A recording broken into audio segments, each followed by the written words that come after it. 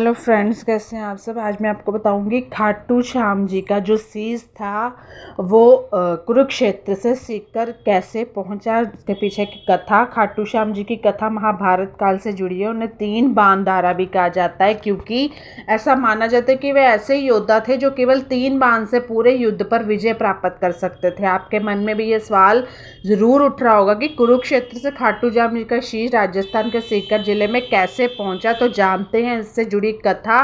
तो friends, subscribe my channel Twinkle Buddhraja. शीश से जुड़ी पुरानी कथा के अनुसार बर्बिक घटोत्कच के पुत्र और भीम के पोते थे। वह महाभारत के युद्ध में भाग लेना चाहते थे। इस पर उनकी माता ने उनसे कहा कि तुम युद्ध में हारे का सहारा बनना।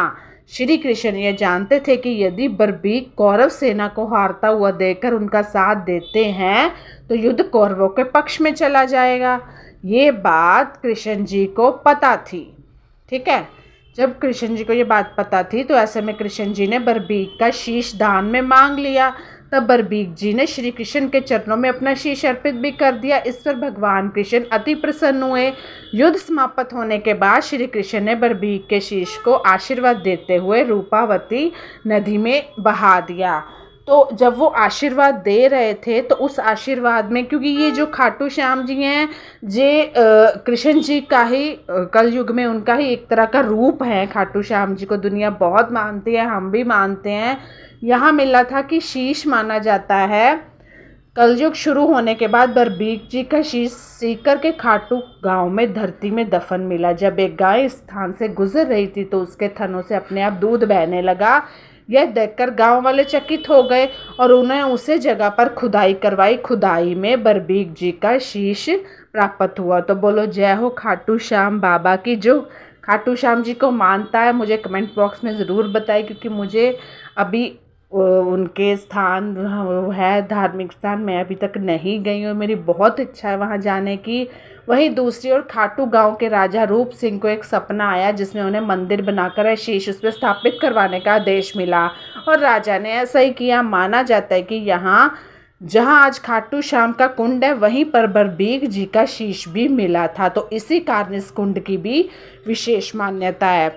और एक बात और, आपको पता है कि एक लक्की खाटू श्याम जी का लक्की मेला लगता है। उसके पीछे की वजह क्या है कि जब बर्बिक से भगवान श्री कृष्ण ने शीश मांगा था तो बर्बिक ने पूरी रात्रि भजन किया था और फाल्गुन माह के शुक्ल द्वादशी को स्नान कर सच्चे मन से पूजा की थी। इसके बाद बर्बिक ने भगवान श्री कृष्ण को अपना शीश काट कर तो दिया था। मान्यता है कि इसी वजह से हर साल लक्की मेला लगता है राजस्थान में। इस कारण तो जब पूजा अर्चना की तो बहुत बड़ा मेला लगता है। ये मान्यता है कि अगर कोई साधक फाल्गुन माह में बाबा खाटू श्याम के दर्शन और माथा टेकने आता है तो बाबा श्याम प्रसन्न होकर उस भक्त की सभी मनोकामनाएं पूरी करते हैं। तो एक विशेष बात आपको बता दें कि लक्की मेला के दौरान श्याम नगरी पूरी तरह से बाबा श्याम के रंगों में रंगी होती है। तो खाटू श्याम जी मुझे भी बुलाइए, आप सबको भी बुलाएं ताकि हम उनके दर्शन कर सके। ये मेला लगता है 12 मार्च 2024 को लक्की मेला का आयोजन होगा और इसका समापन होली से पहले यानी 21 मार्च 2024 को हो जाएगा। तो इस मेले में शामिल होने के लिए भक्त दूर दूर से आते हैं। फाल्गुन महीने में शुक्ल पक्ष की एकादशी तिथि को इस मेले का मुख्य माना जाता है। तो ज़रूर जाइए। जिन लोगों को पता नहीं है बाबा श्याम कौन है, बर्बिक जिन्हें खाटू नाम से जाना जाता है, वह शक्तिशाली पांडव भीम के पोते और घटोत्कच के पुत्र हैं। महाभारत काल से बाबा श्याम का संबंध है। तो बर्बिक के अंदर अपार शक्ति और क्षमता थी जिससे प्रभावित होकर श्री कृष्ण ने उन्हें कलयुग में अपना नाम से पूजा जाने का आशीर्वाद दिया था। तो कैसी लगी ये कथा मुझे ज़रूर बताइएगा। Bye bye, take care, good night.